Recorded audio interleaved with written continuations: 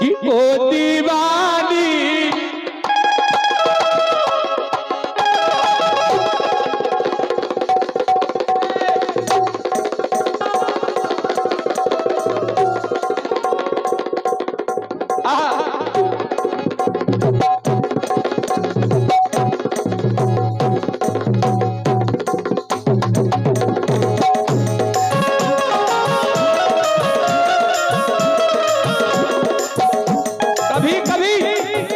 Film वाले भी बहुत अच्छी धुन देते हैं, कभी कव्वाल भी दे देते हैं।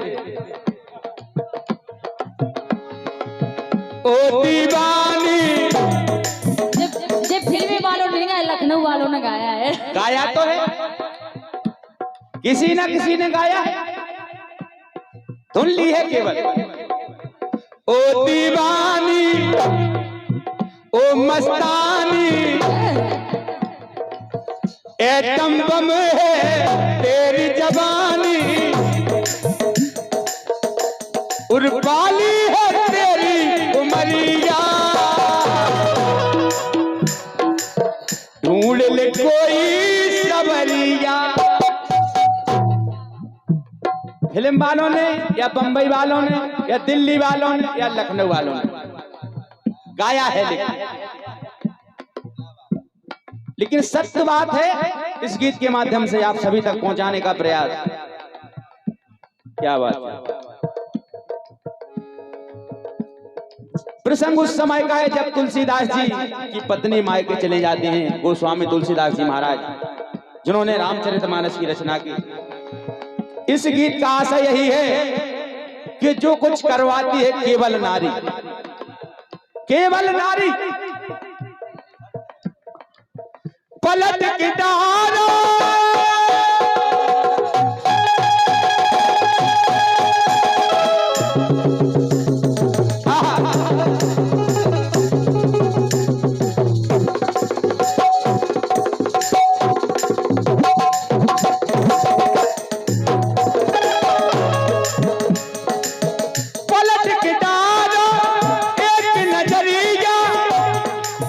तुलसीदास के चरना जरिया, तुलसीदास के चरना जरिया। इतना प्रेम करते थे अपनी पत्नी से।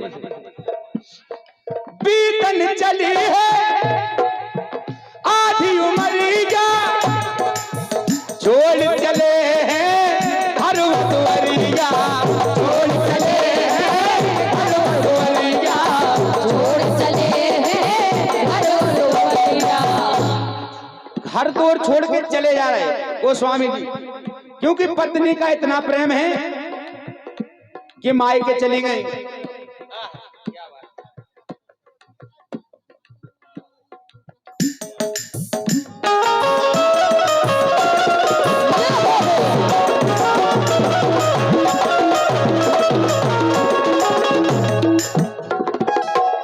बीतन चली है आधी उमरिया, छोड़ चले हैं हरवा तुवरिया।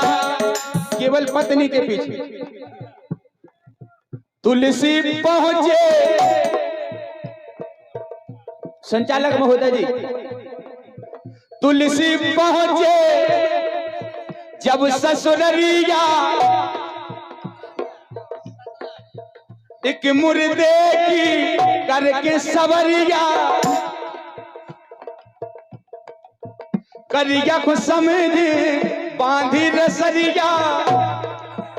काले सांप लटक रहे थे, एक भाई साहब सांप देवता, तुरंत तुलसीदास जी समझे आहा हमारी पत्नी ने रस्सी डाल दी, रस्सी जोरा कोई बात, तो ओई को पकड़ के चढ़ गए। करिया को समझे बांधी रसरिया, सुपकार की चढ़ गए अटरिया। अब लाइन आई, अगर लाइन अच्छी लगे तो तालियां बजाने। पकड़ के चढ़ गए अटरिया, कान करावे मेहरिया। सत्यवाद कान करावे मेहरिया, कान करावे मेहरिया।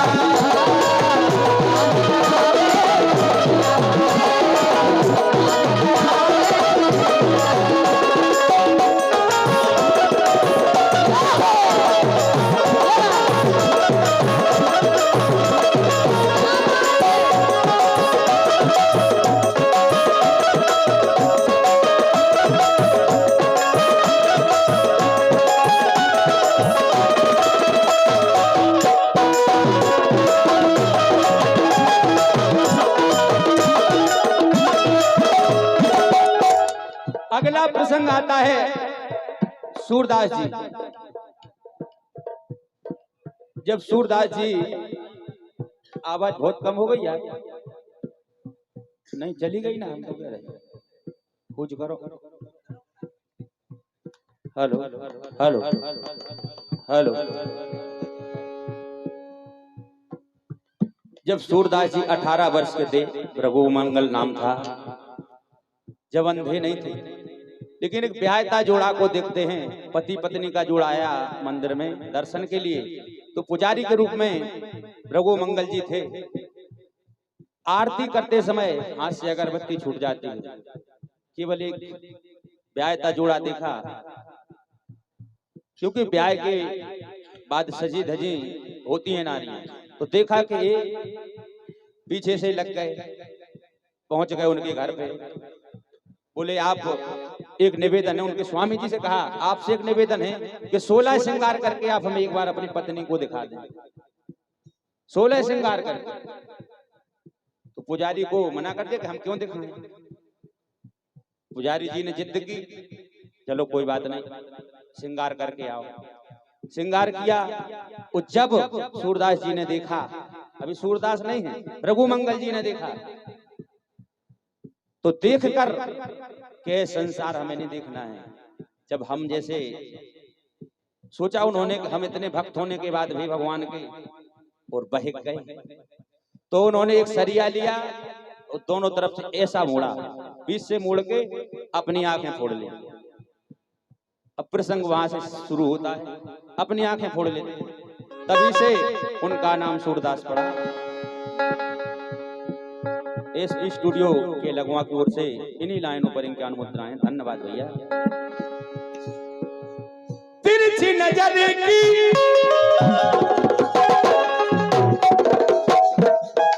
कहा है, अगर सीधे देखो तो कुछ नहीं, अगर तिरछी नजर वो भी घूंघट से गल जाए। जो सत्य बात है भाई है गीत में, क्योंकि सच कड़वा होता है।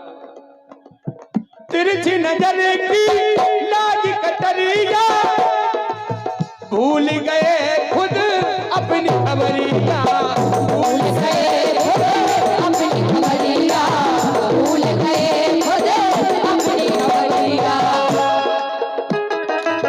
मन बस गई है सूरत सबरिया, कर गई पागल मारी बबरिया।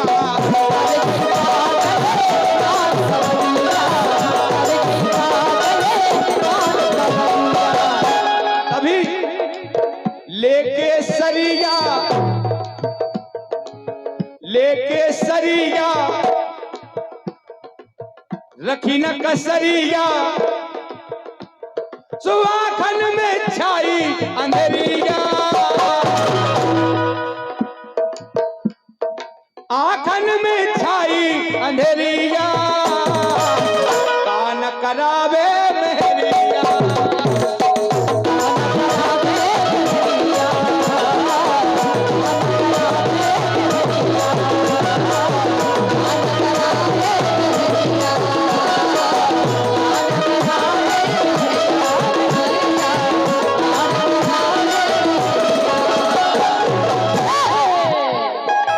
तीसरा प्रसंग आया महाकवि कालिदास, लेकिन भैया आवाज वास्तव में गायब हो गई, आदि हो गई, हम तो कह रहे हैं पहले गजब भराव मिल रहा था। तीसरा प्रसंग आया महाकवि कालिदास का। तो बचपन से ही शरारती स्वभाव के थे, बुद्धिमानी बिल्कुल भी नहीं थी, क्योंकि उसी डाल पर बैठे थे, उसी को काट रहे थे। कालिदास जी सुनाइए। मूक तरके हुआ एक स्वयंवर रचा गया। विद्युत्तमा ने एक शर्त रखी कि अगर जो हमें शास्त्रार्थ में हरा देगा हम उससे विवाह करेंगे। एक से एक विद्वान आए, नहीं हरा पाए, लेकिन उन्होंने देखा कालिदास जी उसी डाल पर बैठे उसी को काट रहे, समझा बुझा के ले गए। कल आपको बोलने नहीं है, चुपचाप बैठे रहने, सारे में जवाब देने। ऐसे ही जवाब दे महाकवि कालिदास ने, तो सबने समझा विद्वान है, लेकिन कह दिया हमारे गुरुजी मूक तर्क करेंगे, मुझे नहीं बोलेंगे। मूक तर्क हुआ देखो चबरिया, तर्क देखती सारी नगरिया, तर्क देखती सारी नगरिया,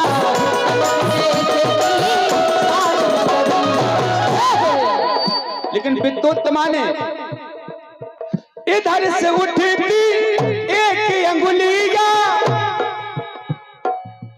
उत्तर माँ उठी दुई अंगुलिया, उत्तर माँ उठी दुई अंगुलिया,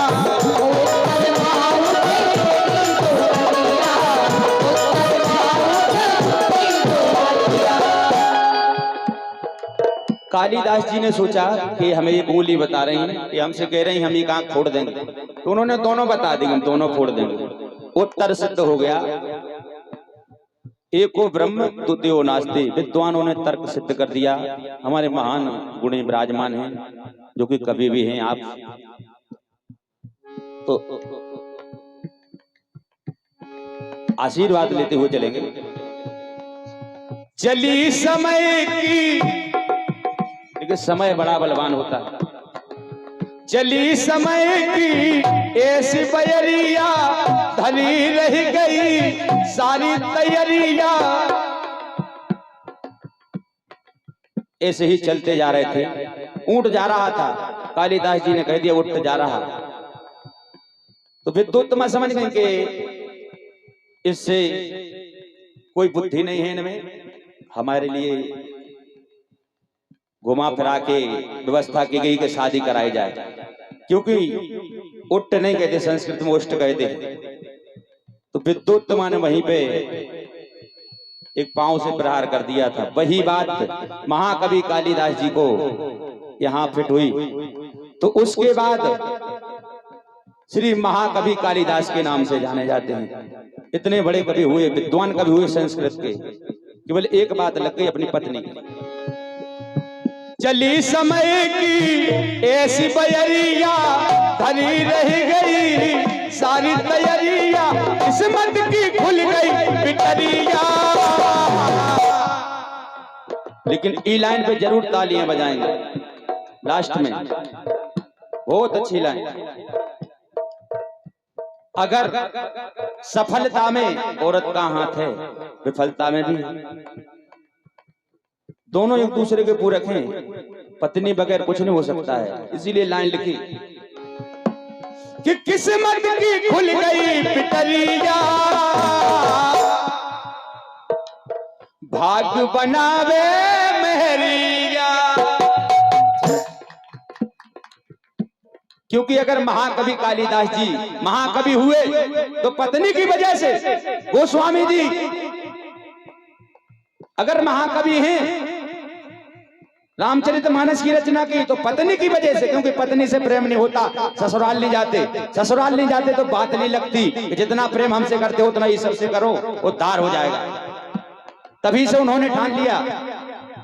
ऐसे ही सूरदास जी अगर वह श्रृंगार करके उस जोड़े को नहीं देखते तो कभी सूरदास जी आज हम और आप नहीं पहचान पाते। इसीलिए कहा किस्मत की खुल गई पिटरिया, भाग बनावे मेहरिया।